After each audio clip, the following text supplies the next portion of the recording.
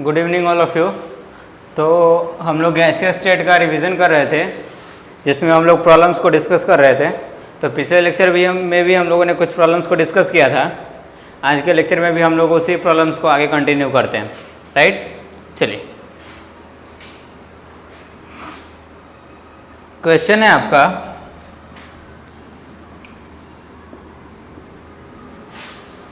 the volume of a gas collected over water at 32 degrees Celsius and 740 mm is 1350 ml. The volume of a gas collected over water at 32 degrees Celsius and 740 mm Hg is 1350 ml. What will be the volume of the gas when dried and measured at STP? Vapor pressure of water at 32 degrees Celsius is 35.7 mmHg. Question समझ लेंगे जरा आप। Question है कि एक आपका ऐसा container है, बीकर मान लो आप। इस बीकर में आप क्या कर दिए हो, इस लेवल तक सपोज करो आप वाटर को फिल कर दिए हो, ठीक है। ये बीकर आपका है क्लोज्ड, तो इस लेवल तक आप अगर इसमें वाटर को फिल कर दिए हो तो आपसे बोल रहा है the volume of the gas collected over water at 32 degrees Celsius and 740 mm of Hg। हमारा टेम्परेचर इधर का है 32 डिग्री सेल्सियस और यहाँ पे जो गैस प्रेजेंट है इसका प्रेशर हम लोग को दिया हुआ है, and the pressure of the gas is 740 mm of Hg, right. और जो गैस हमारा वॉल्यूम ऑक्यूपाई कर रहा है, and the volume of the gas is 1350 ml।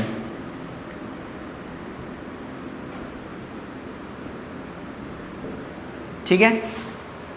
अब what will be the volume of the gas, ये जो वॉल्यूम ऑफ द गैस है ये कब का है वॉल्यूम, ये गैस का तब का है वॉल्यूम जब गैस हमारा वाटर के ऊपर में है रखा हुआ, ठीक है। यहाँ पे इस जगह पे गैस है और इस गैस का वॉल्यूम ये है।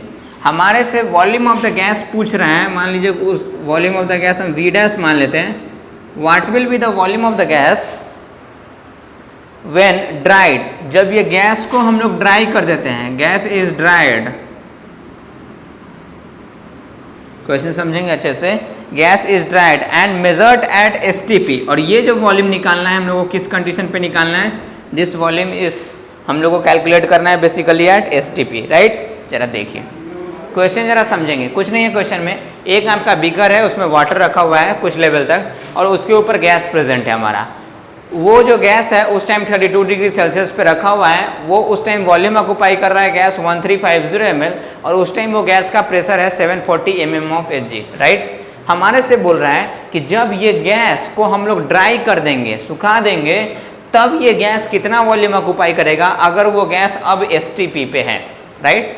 तो शुरुआत कंडीशन में आप जरा सोचो कि जब ये वाटर के ऊपर है, जब ड्राई नहीं किया हुआ है, जब ये गैस वेट होगा, कहने का मतलब गैस वेट होगा क्या मतलब है कि जो वाटर है ये भी हमारा इवेपोरेट होकर के किस में कन्वर्ट हो गया होगा, वाटर वेपर में कन्वर्ट हो गया होगा। क्योंकि वाटर को कहीं भी आप सरफेस पे कहीं पे भी डाल दोगे तो इवेपोरेशन उसका प्रॉपर्टी है, वो तो वो शो करेगा ही करेगा। फर्क नहीं पड़ता है कि टेम्परेचर क्या है, नहीं, उससे कुछ नहीं फर्क पड़ता है। वाटर है तो वो इवेपोरेट करेगा, रेट ऑफ इवेपोरेशन चेंज कर सकता है, कभी फास्टर इवेपोरेशन होगा, कभी स्लोअर इवेपोरेशन होगा, बट वाटर विल इवेपोरेट। और जैसे ही कंटेनर क्लोज्ड है, मतलब वो इवेपोरेट होकर के हमारा गैस फेज में आ गया है, तो वाटर भी इस केस में गैस फेज में, और ऑलरेडी एक गैस यहाँ पे प्रेजेंट है ही, तो यहाँ पे मिक्सचर ऑफ गैस हो गया।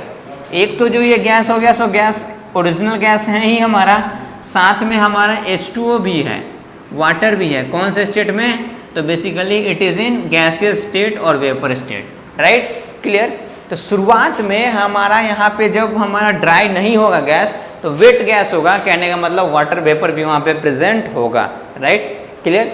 तो उस कंडीशन में प्रेशर है इतना, टेम्परेचर है इतना, और वॉल्यूम ऑक्यूपाई कर रहा है गैस इतना, राइट। और ये जो वॉल्यूम ऑक्यूपाई ये दोनों मिलकर कर रहे हैं, ये गैस प्लस ये गैस दोनों मिलकर के, water vapour is also in the gaseous state, right. क्या कर रहे हैं हम लोग, इस गैस को ड्राई कर दे रहे हैं, मतलब अगर इसको हम लोग हीट कर देंगे तो क्या हो जाएगा, हमारा वाटर जो है फिर से हमारा सारा इवेपोरेट हो गया।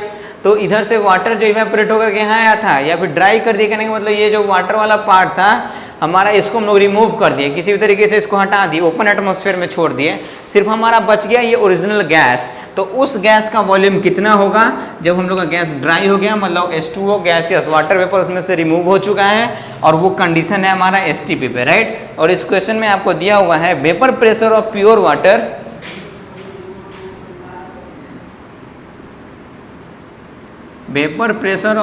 वाटर एट 32 डिग्री सेल्सियस, इसका वैल्यू आपको दिया हुआ है 35.7 mm ऑफ Hg,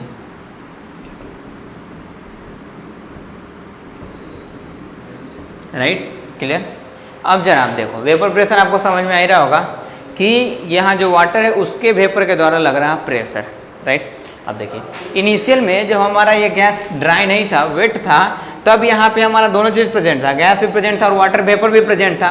तो जो ओवरऑल प्रेशर, यहाँ तो मिक्सचर ऑफ गैस हो गया, एक गैस ये और एक गैस ये, तो मिक्सचर ऑफ गैस के केस में हमारा जो टोटल प्रेशर होगा उन सारे के पार्शियल प्रेशर्स के इक्वल में होगा, सम के इक्वल में होगा।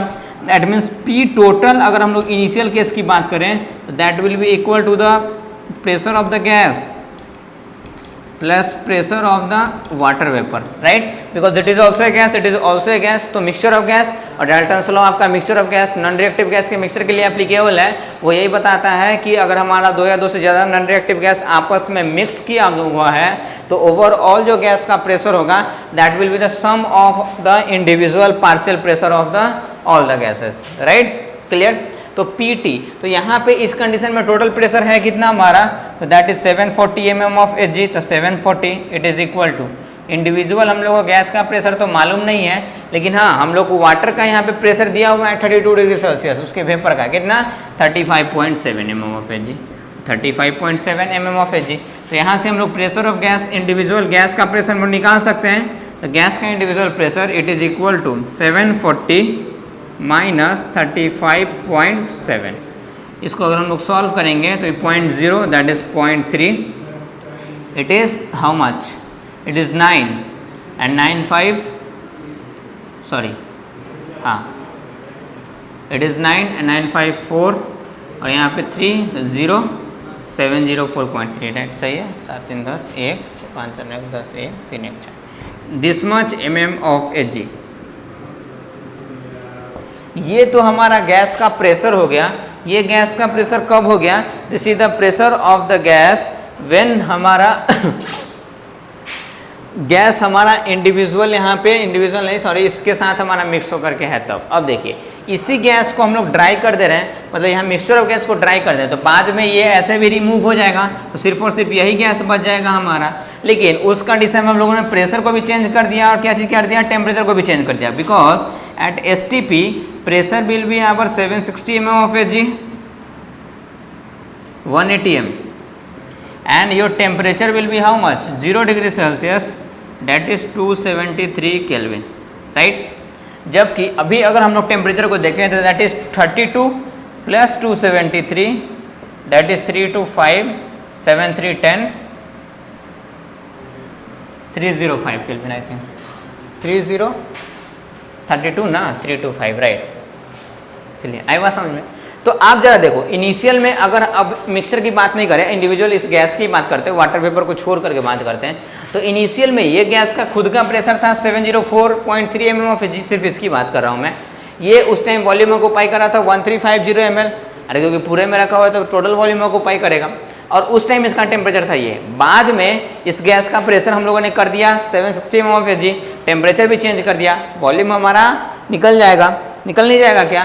तो इनिशियल में तो आप क्या कर सकते हो कि हमारा क्या क्या चीज़ चेंज कर रहा है, तो प्रेशर चेंज कर रहा है, जरा आप देखो 704 से चला गया 760, टेम्परेचर चेंज कर रहा है 305 से चला गया 273, और वॉल्यूम भी ऑब्वियसली चेंज कर ही रहा है। तो PT और V में हम लोग रिलेशन को देख लेते हैं।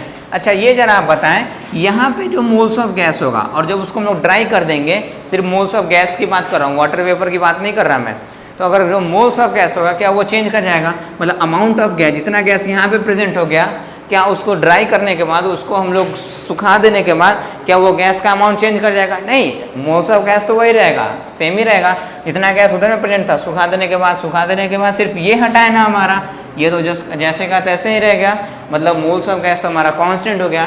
That means n is constant, right. तो pressure PV is equals to nRT, यही हमारा क्या होता है? Ideal gas equation. ये है कांस्टेंट, ये है कांस्टेंट। अगर हम लोग टेम्परेचर को इस तरफ ले आए तो that is PV upon T, n भी कांस्टेंट और R भी कांस्टेंट, तो PV upon T is equals to constant इस केस के लिए। अरे हाँ या नहीं? क्योंकि प्रेशर भी चेंज कर रहा है, वॉल्यूम भी चेंज कर रहा है, टेम्परेचर भी चेंज कर रहा है, बाकी मोल कांस्टेंट है और R तो पहले से ही कांस्टेंट है। तो PV अपॉन T का वैल्यू हमारा हमेशा इस केस के लिए कांस्टेंट हो जाएगा। तो PV upon T is equals to constant, और अगर ये कांस्टेंट है तो क्या हम लोग इसको ये लिख सकते हैं क्या? P1V1 upon T1 it is equal to P2V2 upon T2, right. P1 is the initial pressure of the gas, सिर्फ गैस के लिए लगा रहा है, मिक्सचर ऑफ गैस और इधर गैस, इसके लिए नहीं लगा सकते, सेम ही चीज़ के लिए लगाएंगे ना। Initial volume occupied, initial temperature, final pressure, final volume occupied, final temperature. तो हम लोग को फाइनल वॉल्यूम ही निकालना है, तो V2 का वैल्यू निकालना है यहाँ से। तो हम लोग V2 का वैल्यू सॉल्व कर सकते हैं। V2 ये चला जाएगा उधर, that is P1V1 T2 divided by, यहाँ पे T1 है, ये दोनों इधर चला आएगा, तो T1 into P2V2, sorry V2 का तो वैल्यू निकालना है, तो T1 into P2, right. Value put कर देना है आप। तो P1 शुरुआत में प्रेशर कितना भाई? तो 704.33, सॉरी 704.3। शुरुआत में वॉल्यूम कितना ऑक्युपाई कर रहा है? तो 1350। अगर आप चाहो लीटर में कन्वर्ट करना तो ऑब्वियसली लीटर में कन्वर्ट कर सकते हो, कोई दिक्कत नहीं है, वहाँ भी वॉल्यूम लीटर में आ जाएगा। तो अगर 1000 से डिवाइड कर देंगे तो 1350 लीटर हो जाएगा हमारा, right. Into initial temperature, sorry final temperature T2 is how much? That is 273 divided by T1 initial temperature is 305 kelvin, and कहाँ गया हमारा? P2 final pressure is 760, right. अब आप बोलोगे सर प्रेशर को तो हम लोगों ने इसमें पुट कर दिया, तो प्रेशर को भी आप ATM में कन्वर्ट कर लो, ऐसे वो कैंसिल हो जाएगा। अगर यहाँ पे 704 mm ऑफ Hg इसको ATM में कन्वर्ट करेंगे तो इसको डिवाइड कर देंगे हम लोग 760 से, इतना ATM हो गया। कुछ भी उससे कोई दिक्कत नहीं। कांस्टेंट वाले टर्म्स में जब हम लोग एक दूसरे को रिलेट करते हैं तो ऐसे भी सेम टर्म हमारा कैंसिल ही होता है। तो यूनिट कोई भी लेंगे, ध्यान रखना है दोनों तरफ यूनिट सेम होना चाहिए। ऐसा नहीं है हम लोग इंडिविजुअल एक के लिए हम लोग PV को यूनिटी लगाते हैं, तब R के अकॉर्डिंग हम लोग सारा कुछ को पुट करते हैं कि प्रेशर ATM में होना चाहिए, वॉल्यूम लीटर में होना चाहिए। इधर में कुछ भी पुट करेंगे आपको तो कोई भी प्रॉब्लम नहीं होने वाली है, क्योंकि इधर में अगर प्रेशर mm ऑफ Hg में, इधर भी mm ऑफ Hg, तो mm ऑफ Hg से mm कटेगा ही ना, इधर मिलीलीटर इधर मिलीलीटर, तो वो भी कैंसिल नहीं होगा। तो यूनिट का लफड़ा नहीं है। अगर आप फिर भी सिक्योरिटी के लिए यूनिट सेम कर लेते हो तो यहाँ पे हो जाएगा 704.3 डिवाइडेड बाई 760, और यहाँ पे 1 ATM मतलब डिवाइडेड बाई 760। अरे हाँ या नहीं? तो यहाँ पे 1 हो जाएगा, तो ये डिवाइडेड बाई 760, ये डिवाइडेड बाई 760, तो ये भी डिवाइडेड बाई 760, और यहाँ पे 704.3 डिवाइडेड बाई 760, तो ये 760 से ये 760 कैंसिल, वैल्यू जस्ट का दस रह गया, मतलब जैसा था वैसा ही। तो जब कभी भी ऐसा टर्म आ जाए जब दोनों तरफ कैंसिल नहीं हो रहा है, तो यूनिट हम लोग नहीं चेक करेंगे ऐसा ही में होना चाहिए, ये होना चाहिए, यूनिट सिर्फ देख लेंगे कि सेम है कि नहीं हमारा। अगर इसको इंडिविजुअली सॉल्व करेंगे तो वॉल्यूम सिंस हम लोगों ने लीटर में लिया था, तो यहाँ पे भी जो वॉल्यूम आएगा वो किस चीज़ में आ जाएगा?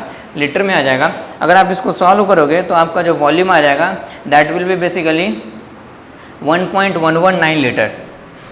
तो V2 that is the final volume of the gas, that is 1.119 litre answer. Clear? तो इस टाइप से होप आपको क्वेश्चन समझ में आया होगा अच्छे तरीके से, राइट।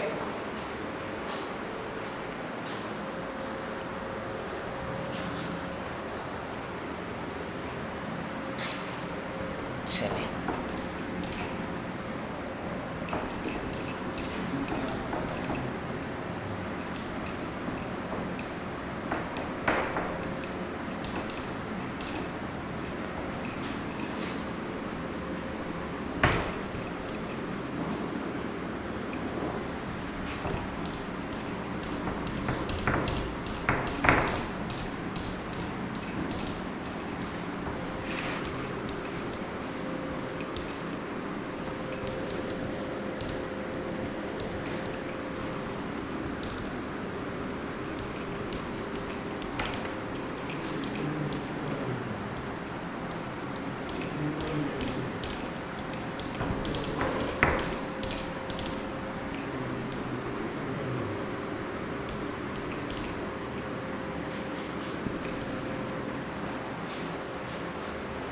चलिए next question.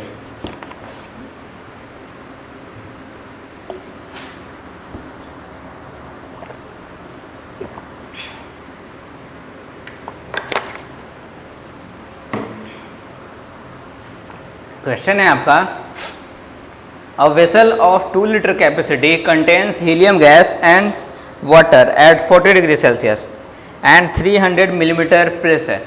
The vessel is connected with another 3 liter evacuated vessel at 40 degree Celsius. Find the final pressure of the helium gas. Find the final pressure of the helium gas. Aqueous tension at 40 degree Celsius is equals to 80 mm of Hg. Neglect the volume occupied by liquid water. समझेंगे question को आप। एक आपका है 2 litre का vessel,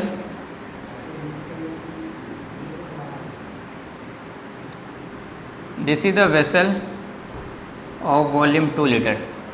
इसमें हमारा present है हीलियम और वाटर, ठीक है, right. A vessel of 2 litre capacity contains helium and water at 40 degree Celsius and 300 mm pressure. यहाँ पे टेम्परेचर है that is 40 degree Celsius and यहाँ पे जो प्रेशर है that is 300 mm of Hg, right, clear. Now अब बोल रहा है the vessel is connected with another 3 litre evacuated vessel. Evacuated मतलब खाली। इस वेसल को हम लोग क्या कर देते हैं, एक दूसरा वेसल से कनेक्ट कर देते हैं जिस वेसल का हमारा वॉल्यूम है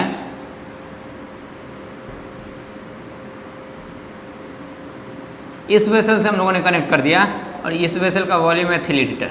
अभी इस वेसल में कुछ भी नहीं है, this vessel is totally empty, evacuated, खाली वेसल है हमारा, राइट, ठीक।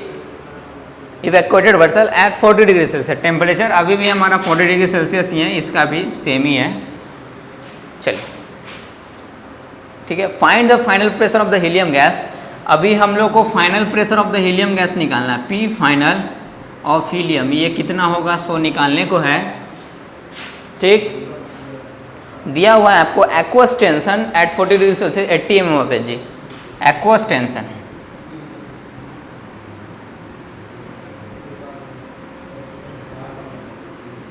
40 डिग्री सेल्सियस पे ही दिया हुआ है, 80 mm of Hg, right. Neglect the volume occupied liquid water. यहाँ पे जो वाटर लिक्विड स्टेट में है इसका वॉल्यूम जो ऑक्युपाई कर रहा है उसको नेग्लेक्ट करना है। अब जरा आप देखिए क्वेश्चन को समझें, समझ में सिंपल आ गया होगा। एक 2 लीटर का वेसल है, उसमें हीलियम गैस और वाटर लिक्विड स्टेट में प्रेजेंट है। वो क्या करते हैं उस वेसल को, उस टाइम पे टेम्परेचर 40 डिग्री सेल्सियस और प्रेशर इस सिर्फ वेसल का 300 mm ऑफ Hg, ठीक है, टोटल प्रेशर दे रहा है हमारा। और आपको यहाँ पे दिख रहा है अगर वाटर लिक्विड स्टेट में तो इवेपोरेट करेगा, उसका भी हमारा बनेगा। तो ये जो प्रेशर है हमारा टोटल है pressure of helium as well as the pressure of water vapour, clear ना। अब बोल रहा है कि इसको, इस वेसल को हम लोग एक 3 लीटर के वेसल के साथ, इवैक्यूएटेड वेसल, खाली वेसल के साथ कनेक्ट कर दे रहे हैं एट द सेम टेम्परेचर पे। तो आपको बताना है कि फाइनल अल्टीमेटली, आप ऑब्वियसली कनेक्ट कर दिए तो कुछ गैस इधर से इधर ट्रांसफर होगा, तो अल्टीमेटली फाइनल स्टेट में हमारा हीलियम का कितना प्रेशर होगा 100 निकालने को है। और साथ में आपको दिया हुआ है एक्वस टेंशन आपका 80 mm ऑफ Hg। तो पहले तो हम लोग को भाई समझना पड़ेगा what is aqueous tension. Aqueous नाम से क्लियर है, ये किससे रिलेटेड है आपका, वाटर से रिलेटेड है।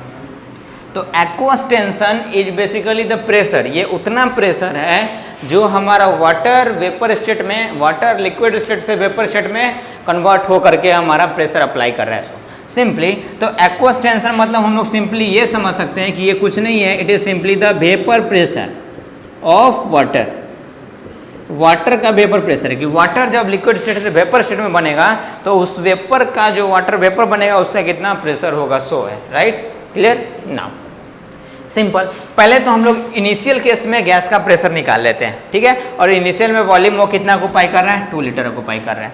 इनिशियल में 2 लीटर क्योंकि ये बंद है, बाद में तो इसको हम लोग कनेक्ट किए थे ना हो। तो इनिशियल वॉल्यूम या V1 for the helium gas, सिर्फ हम लोग हीलियम गैस के लिए निकाल रहे हैं, इस 2 लीटर। नाउ अब इनिशियल में हीलियम गैस भी है और इसमें इसका लिक्विड का वेपर स्टेट में कन्वर्ट हुआ, मतलब वाटर वेपर भी है, वो दोनों गैस स्टेट में फिर से मिक्सचर ऑफ गैस। तो जो 300 mm ऑफ Hg जो टोटल प्रेशर है वो हीलियम का भी होगा, साथ में किसका होगा, वाटर का भी होगा।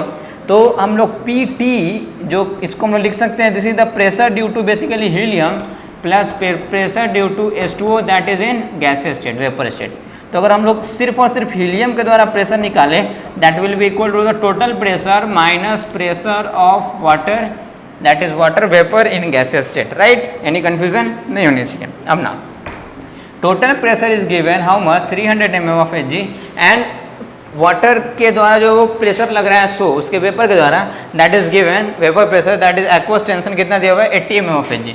तो 80 से सब्ट्रैक्ट कर देंगे तो it will be I think 220 mm of Hg। तो 220 mm ऑफ Hg क्या आ गया प्रेशर ड्यू टू हीलियम। मतलब शुरुआत में सिर्फ और सिर्फ हीलियम के द्वारा इंडिविजुअल प्रेशर या partial pressure due to only helium कितना आ गया 220 mm ऑफ Hg। तो P इनिशियल हम लोग लिख सकते हैं हीलियम के लिए कि इनिशियल प्रेशर हमारा हीलियम के द्वारा कितना है 220 mm ऑफ Hg और शुरुआत में वॉल्यूम कितना ऑक्यूपाई कर रहा है हमारा 2 लीटर। जब बाद में जब हम लोग इस वेसल को एक इवैक्यूएटेड वेसल के साथ कनेक्ट कर दिए हैं, खाली वेसल के साथ कनेक्ट कर दिए हैं, तो अब हमारा हीलियम के लिए हमारा टोटल कितना वॉल्यूम हो गया। तो भाई 2 लीटर इधर था, अब इधर से हीलियम मूव करके इस में भी आएगा तो 3 लीटर वॉल्यूम इधर का भी, क्योंकि आपको पता है कि गैस जिस भी कंटेनर में रखते हैं उस कंटेनर का टोटल वॉल्यूम को ऑक्यूपाई करता है, पूरे वॉल्यूम को ऑक्यूपाई कर लेता है, राइट। तो इनिशियल में उसका तो सिर्फ वॉल्यूम ऑक्यूपाई जो कर रहा था वो 2 लीटर था, अब इधर का 2 लीटर तो करेगा ही करेगा, साथ में इधर का भी 3 लीटर करेगा।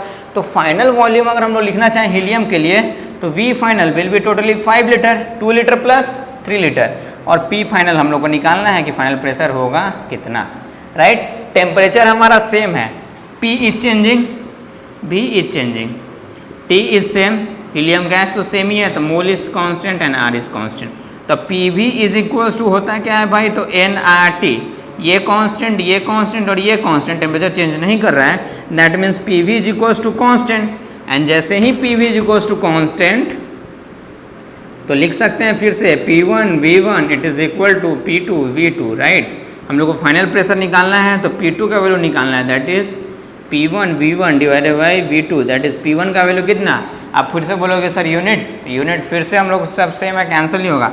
तो P1 का हमारा कितना डायरेक्टली हम लोग पुट कर देते हैं इनिशियल दैट इज 220, कन्वर्ट करने की जरूरत नहीं है। इनिशियल में वॉल्यूम कितना ऑक्यूपाई कर रहा है that is 2 litre, final volume occupy कर रहा है 5 लीटर। ध्यान रखना दोनों तरफ यूनिट सेम होना चाहिए, वॉल्यूम एंड लीटर में लिए तो यहाँ भी लीटर में, अब एक जगह लीटर में दूसरा जगह मिलीलीटर में, कैंसिल ही नहीं होगा एक दूसरे से, राइट। इसको आप सॉल्व कर दोगे तो 5 4 जा 20 एंड 5 4 जा 20 एंड 44 2 जा 88 mm ऑफ Hg। तो फाइनल प्रेशर हमारा हीलियम का कितना आ गया answer 88 mm of Hg, right. Clear. ये सिर्फ और सिर्फ हमारा किसकी वजह से आया है, हीलियम की वजह से ही आया है, राइट। अगर हमारा टोटल फाइनल प्रेशर, ये तो हीलियम की वजह से पूछा, अगर आपसे पूछा था कि सिर्फ और सिर्फ पता है कि what is the final pressure of the container, कि फाइनल प्रेशर कंटेनर का कितना है, राइट। ये फाइनल प्रेशर ड्यू टू सिर्फ इंडिविजुअल हीलियम के द्वारा ही निकला है। अब फाइनल प्रेशर पूछ दे रहा है तो अब हीलियम और वाटर का जो गैसियस स्टेट था इसमें भी था, अब वो मूव करके इसमें भी गया होगा, तो दोनों जगह हमारा, तो हीलियम का इंडिविजुअली प्रेशर चेंज करके 220 mm ऑफ Hg से कितना हो गया हमारा 88 mm ऑफ Hg हो गया। जबकि वाटर का खुद का वाटर वेपर प्रेशर चेंज नहीं करेगा हमारा, क्योंकि टेम्परेचर कांस्टेंट है। आप पढ़ोगे कि वेपर प्रेशर हमारा अमाउंट ऑफ वेपर पे चेंज नहीं करता है, right. It is not a colligative property, vapour pressure एक कॉलिगेटिव प्रॉपर्टी नहीं है। अगर वो कॉलिगेटिव प्रॉपर्टी होता है तो अमाउंट ऑफ सब्सटेंस पे चेंज करता है, जबकि relative lowering in vapour pressure is a colligative property, right. तो ये कॉलिगेटिव प्रॉपर्टी नहीं है, मतलब इसका अगर स्पेस या कुछ भी चेंज करेगा तो नहीं, ऐसे तो ये इसका अमाउंट भी चेंज नहीं कर रहा है, वॉल्यूम चेंज करने से भी ये चेंज नहीं करने वाला। मतलब ये वेपर प्रेशर फिर से कांस्टेंट हमारा 80 है ही, और ये हमारा 88। तो फाइनल प्रेशर अगर निकालेंगे तो 88, और हमारा वाटर तो वेपर स्टेट में पहले से प्रेजेंट होगा, बाहर थोड़ी चला गया, ड्राई तो किए नहीं है, तो ये भी ऐड हो जाएगा। तो 88 16, तो 168 mm of Hg will be the final answer, ये हो जाएगा हमारा। क्लियर, आई बात समझ में। तो इस टाइप से हम लोग सॉल्व कर लेंगे। क्लियर ना, समझ में आया आपको बात। चल, तो ऐसे तो आपसे यही पूछा था कि what is the final pressure of the helium gas. Clear, hope आपको क्वेश्चन अच्छे तरीके से समझ में आया होगा।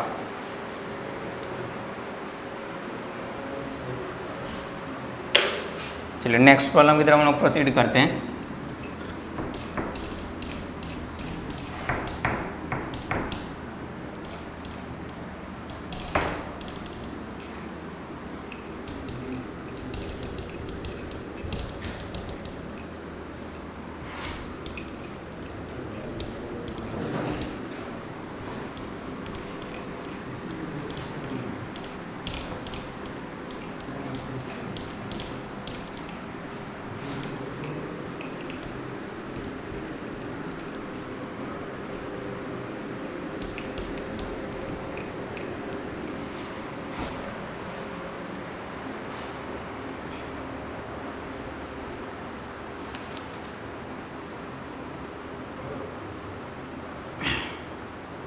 चलिए क्वेश्चन है आपका,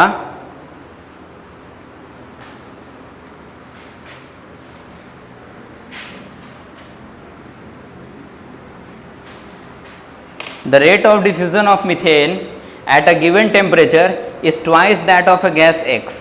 What is the molecular weight of the gas X?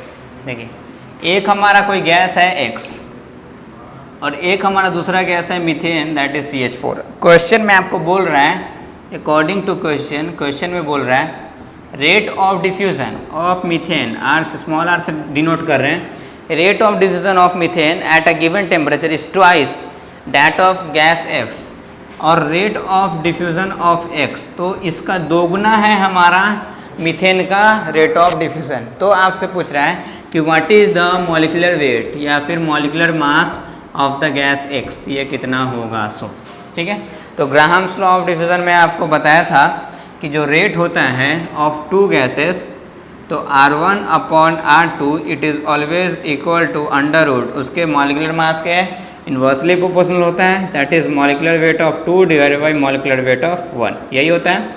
Now R1 is methane gas, तो rate of diffusion of methane divided by Rx it is equal to, x नीचे लिए हैं तो इसका मॉलिक्यूलर वेट ऊपर, तो molecular weight of x divided by the molecular weight of methane, और methane का मॉलिक्यूलर वेट निकाले 12 + 4 that is 16 divided by 16. Now RCH4 upon Rx, तो Rx is equal to this much, तो RCH4 अपॉन Rx इसका value कितना हो गया 2, तो it is 2, it is equal to under root molecular weight of x divided by 16. Squaring both side square करेंगे तो it is 4 और उसको स्क्वायर करेंगे तो it is molecular weight upon 16 हो जाएगा, क्योंकि स्क्वायर रूट हट जाएगा. मॉलिक्यूलर वेट अगर निकालना है तो 16 से मल्टीप्लाई कर देंगे, तो molecular weight will be 4 × 16, that will basically equal to 64. Answer simple, आसान सा क्वेश्चन था.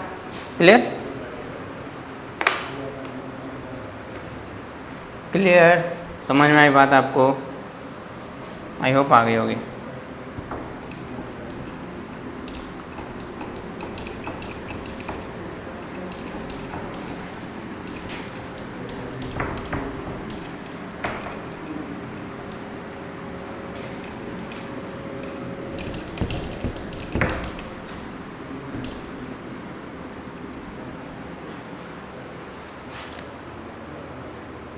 नेक्स्ट, चलिए नेक्स्ट क्वेश्चन है आपका 100 centimetre cube of NH3, volume दिया हुआ है NH3 का.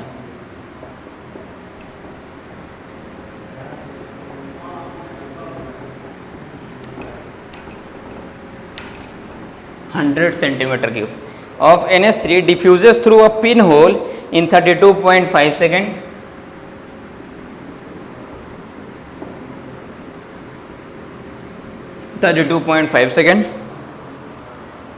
How much time will 60 centimetre cube of N2, अब वॉल्यूम दिया हुआ है N2 का, और इसके लिए टाइम निकालना है. How much time will 60 centimetre cube of N2 take to diffuse under the similar condition of temperature and pressure.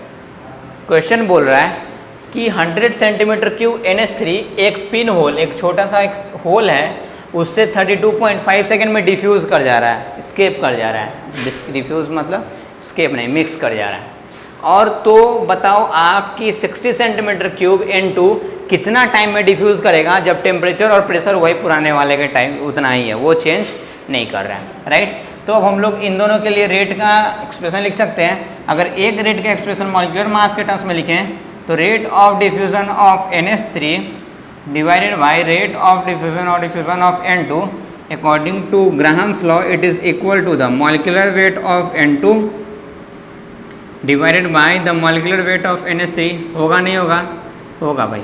अगर इसको पुट करें हम लोग तो अंडर रूट N2 का 14 2 जा 28 डिवाइडेड बाई NH3 का 14 + 3 हाउ मच 17, तो अंडर रूट 28/17. राइट, ये आ गया हमारा एक, तो दिस इज वैल्यू नंबर 1. अब देखिए दिया हुआ है वॉल्यूम और टाइम, तो वॉल्यूम या फिर मोल के टर्म्स में भी रेट ऑफ डिफ्यूजन लिख सकते हैं. तो अगर हम लोग चाहेंगे तो NH3 के लिए लिख सकते हैं. तो rate of diffusion of NH3 it can be written as तो वॉल्यूम ऑफ NH3 डिफ्यूज और इफ्यूज पर यूनिट टाइम, तो कितना वॉल्यूम में डिफ्यूज किया, तो 100 सेंटीमीटर क्यूब मतलब 100 ml, that is 100 upon time कितना हमारा था 32.5, this is the rate. Similarly अगर N2 के लिए लिखेंगे तो that is volume of N2 diffuse और diffuse by the time taken, तो ये कितना हमारा, तो 60 अपॉन इसके लिए टाइम का वैल्यू मान लेते हैं T। इन दोनों का रेशियो अगर हम लोग ले लें तो rate of diffusion of NH3 upon rate of diffusion और diffusion of N2 it will be equal to, ratio लेंगे तो 100 अपॉन 32.5 और यहाँ पे T ऊपर चला जाएगा और यहाँ पे 60, 10 से 10 कैंसल आउट, राइट, इतना हो जाएगा। अब rate of diffusion upon NH3, rate of diffusion of NH3 upon rate of diffusion of N2, इसका वैल्यू यहाँ पे 10T अपॉन 6 इंटू 32.5 और यहाँ पे ये, तो दोनों वैल्यू आपस में सेम होना चाहिए नहीं, क्योंकि इधर भी उसी का रेशियो है, हम लोग लिख सकते हैं। सो 1 इज इक्वल्स टू 2, दोनों हमारा सेम होना चाहिए, तो that means under root 28/17 it will be equal to 10T divided by 32.5 into 6, right. आप इसको अब सॉल्व कर लो, आप चाहो एग्जैक्ट स्क्वायर रूट स्क्वायर का वैल्यू निकाल लो, या तो आप स्क्वायरिंग बोथ साइड कर दो, तो it will B 28 upon 17, it will B 10 का स्क्वायर 100, टी का स्क्वायर करेंगे तो टी स्क्वायर, और it will B 32.5 into 32.5 into 6 into 6 that is 36, तो टी स्क्वायर का इधर से वैल्यू निकल जाएगा, टी स्क्वायर का वैल्यू उधर सारे के ले जाएगा 28 into 32.5 into 32.5 into 36 divided by यहाँ पे 100 और 17, तो 100 इंटू 17, तो टी का वैल्यू ये आ गया। आप इसको सॉल्व करके और टी निकालना है तो अंडर रूट पुट कर दो आप, तो अंडर रूट जितना वैल्यू इतना पुट करोगे, तो मैं आपको बता दे रहा हूँ इसका आंसर कितना आएगा। तो ये आपका आंसर टोटल आ जाएगा 25 सेकेंड, मतलब ये टोटल वैल्यू सोल्व करोगे तो आपको 625 आई थिंक आएगा, तो 625 का स्क्वायर रूट आएगा 25, तो ये इतना टाइम लगेगा N2 को डिफ्यूज़ होने में, 60 सेंटीमीटर क्यूब ऑफ N2 को डिफ्यूज़ होने में at the same condition. Clear? Hope आपको समझ में आ रही होगी बात अच्छे तरीके से, क्लियर है?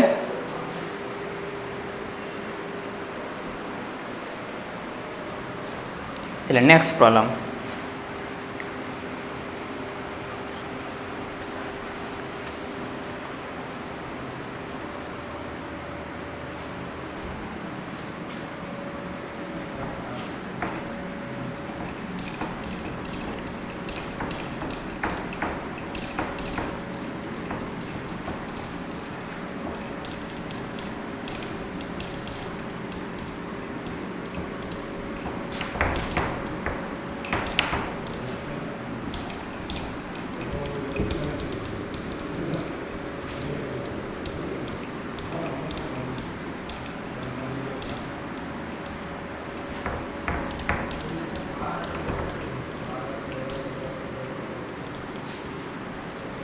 चलिए नेक्स्ट क्वेश्चन है आपका, the rate of diffusion of a sample of ozonised oxygen is 0.98 times that of the pure oxygen, right.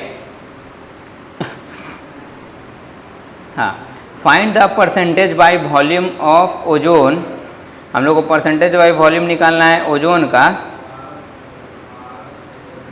In the ozonised sample. देखिए क्वेश्चन है आपका कि ओजोनाइज्ड ऑक्सीजन, आपको तो पहले पता होना चाहिए कि what is ozonised oxygen. Ozonised oxygen मतलब ओजोन और ऑक्सीजन का मिक्सचर, दैट इज O3 और किसका मिक्सचर O2, इन दोनों का क्या होगा मिक्सचर, वही होता है हमारा ओजोनाइज्ड ऑक्सीजन, राइट। क्वेश्चन बोल रहा है rate of diffusion of a sample of ozonised oxygen is 0.98 times. तो rate of diffusion of ozonised oxygen, मान लीजिए कि हम OO लिख रहे हैं, ozonised oxygen, it is 0.98 times, क्या लिख रहा है 0.98 times that of pure oxygen. तो प्योर ऑक्सीजन के 0.98 time, 0.98 into the rate of pure oxygen that is O2, right. ये हमारा अकॉर्डिंग टू क्वेश्चन दिया हुआ है, ठीक है। क्वेश्चन आपसे बोल रहा है find the percentage by volume of ozone, हम लोग को ओजोन का परसेंटेज बाय वॉल्यूम निकालना है।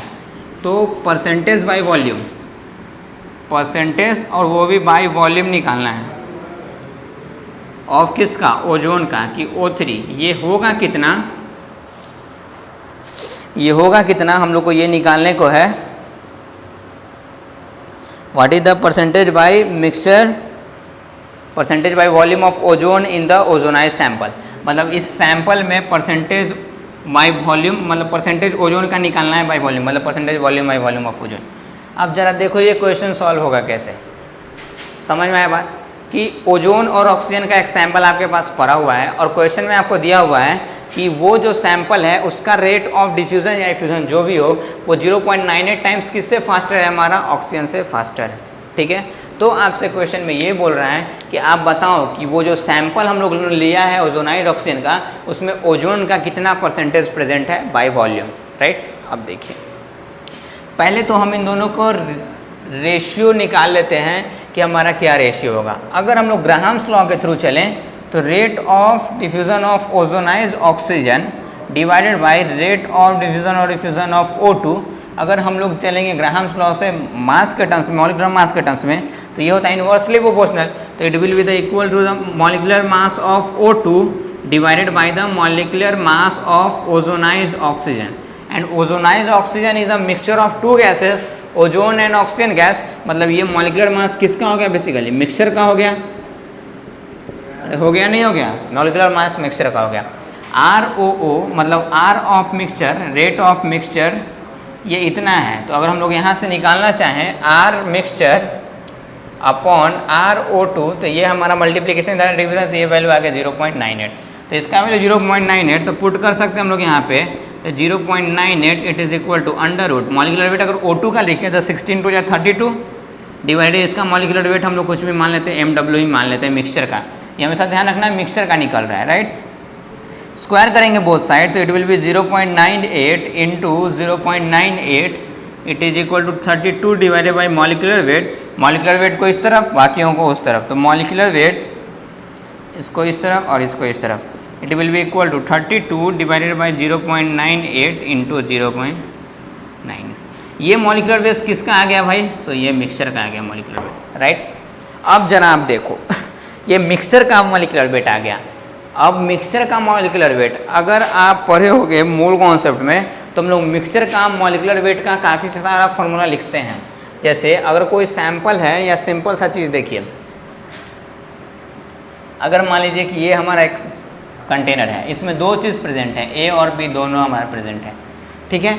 तो इसका अगर हम लोग को मॉलिक्यूलर मास का लिखना पड़ेगा कि इस मिक्सचर का हम लोग को मॉलिक्यूलर मास, जैसे A का मॉलिक्यूलर मास कुछ भी X होगा, B का कुछ भी Y होगा, तो मिक्सचर का अगर हम लोग को लिखना पड़ेगा तो मिक्सचर का मॉलिक्यूलर मास हम लोग कैसे लिखते हैं, सो देखिए molecular mass of mixture it is written as the summation of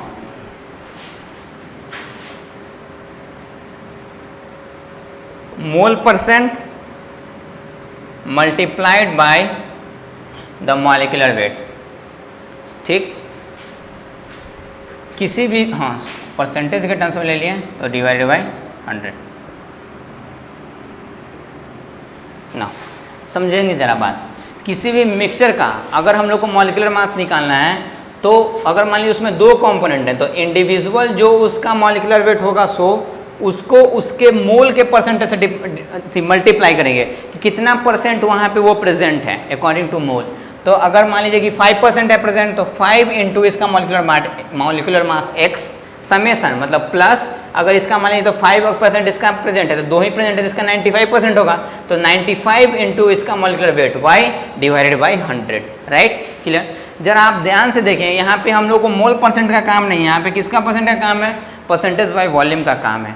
तो अगर आप किसी भी आइडल गैस के लिए देखोगे तो PV इज इक्वल्स टू क्या होता है भाई, तो nRT, प्रेशर RT को अभी छोड़ देते हैं हम लोग, वॉल्यूम और मोल में हम लोग को रिलेशन, क्योंकि भाई फॉर्मूला में आता है मोल, हम लोग को निकालना है परसेंटेज वॉल्यूम, तो वॉल्यूम और मोल में कैसा रिलेशन है, तो वॉल्यूम और मोल में डायरेक्टली प्रोपोर्शनल का रिलेशन, तो मोल के साथ जो रिलेशन होगा वही परसेंटेज वॉल्यूम के साथ भी रिलेशन होगा, क्योंकि दोनों में कैसा प्रोपोर्शनल का रिलेशन है डायरेक्टली। अगर इनवर्सली रहता तो मोल परसेंट के साथ रिलेशन होता है, वॉल्यूम के साथ उसका अपोजिट रिलेशन होता। तो इस फॉर्मूला को हम लोग अपने हिसाब से मॉडिफाई कर सकते हैं क्या, summation of percentage volume of the substance into the individual molecular weight divided by 100, right, clear, right. अब देखिए, अब तो हम लोग सैंपल के लिए लगा सकते हैं क्योंकि यहाँ पे मिक्सचर है किसका किसका, ओजोन का और ऑक्सीजन गैस का। तो हम लोग मान लेते हैं कि ओजोन का सपोज कीजिए कि x% प्रेजेंट है by volume, x% by volume present है। अब यही दोनों प्रेजेंट ही हैं तो ये x% है, तो ऑक्सीजन गैस कितना होगा भाई, तो 100 माइनस x% होगा, नहीं होगा। मॉलिक्यूलर मास मिक्सचर का हम लोग निकाल चुके हैं, that is 32 divided by 0.98 into 0.98, it is equal to, हम लोग अब लगा सकते हैं परसेंटेज बाई वॉल्यूम। तो पहले ओजोन के लिए लगाते थे, इसका परसेंटेज कितना माने x, और इसका मॉलिक्यूलर वेट ओजोन का तो 16 3 जा 48, तो 48 प्लस परसेंटेज बाई वॉल्यूम हम लोग दूसरा किसका, ऑक्सीजन है, कितना है हमारा 100 माइनस एक्स, तो प्लस 100 माइनस एक्स, और इसका हम लोग मॉलिक्यूलर वेट निकालेंगे तो O2 का तो 16 2 या 32, तो इंटू 32 डिवाइडेड बाई द 100, बाकी खत्म। सॉल्व करेंगे एक इक्वेशन एक वेरिएबल, आंसर सॉल्व हो जाएगा x, और एक ही तो है परसेंटेज बाई वॉल्यूम, सॉल्व कर सकते हो आप, तो इट विल बी 3200, इसको हम लोग सॉल्व करेंगे तो 48x, अगर इसको मल्टीप्लाई अगर हम लोग कर दें तो प्लस 3200 माइनस 32x, इतना तो है ही, और इसके साथ हमारा मल्टीप्लाई हो जाएगा 0.98 का होल स्क्वायर, तो it will be equal to 3200, उसको हम लोग इसी तरफ रखने देते हैं 0.98 का होल स्क्वायर, राइट, इधर में 48x और इधर में माइनस 32x, तो इसको सॉल्व करेंगे तो यहाँ पे हो गया हमारा 3200 तो है ही 3200, और ये बड़ा है इसलिए प्लस साइन, 8 में से 2 गया तो यहाँ पे 6 बच गया, 4 में से 3 गया तो हमारा 1, तो 16x, तो 16x उधर ही रहने देते हैं हम लोग, तो 16x, तो ये हो जाएगा 3200 डिवाइडेड बाई 0.98 का होल स्क्वायर, ये पे प्लस में इधर आएगा तो माइनस में, तो माइनस ऑफ 3200, राइट, और यहाँ पे 16x है तो x का अगर वैल्यू निकालेंगे तो x विल बी 3200 बाई 0.98 का होल स्क्वायर माइनस 3200, और इस ओवरऑल को हम लोग 16 से डिवाइड कर देंगे, तो ये x हमारा किसका निकल जाएगा, परसेंटेज निकल जाएगा बाय वॉल्यूम ऑफ ओजोन। अगर इसको आप सॉल्व करोगे तो इट विल बी बेसिकली 8.25%, तो x का वैल्यू कितना आ गया, क्लियर। तो ये एक बढ़िया क्वेश्चन था, होप आपको समझ में अच्छे तरीके से आया होगा। बढ़िया कुछ नहीं था, बस हम लोग को एक ही एक्सप्रेशन ध्यान में रखना है। वो प्रेशर से भी डायरेक्टली वो पूछना था, कभी प्रेशर के टर्म्स में अगर परसेंटेज बाई प्रेशर, तब भी हम लोग मूल को डायरेक्टली प्रेशर से रिप्लेस कर सकते हैं, उसमें कोई बुराई वाली बात नहीं होगी हमारी, क्लियर, ठीक है। होप आपको अच्छे तरीके से ये सब सारा कुछ अच्छे से समझ में आया होगा, ठीक है। तो इसी के साथ हम लोग आज के लेक्चर को यहीं पे कंक्लूड करते हैं। तो नेक्स्ट लेक्चर में हम लोग और इससे आएगा, जैसे अभी हम लोग यहाँ पे ग्राम्स लॉ ऑफ डिफ्यूजन तक प्रॉब्लम करते करते पहुँच चुके हैं, इसी में हम लोग आगे फिर प्रॉब्लम्स को कंटिन्यू करेंगे। Okay, thank you so much.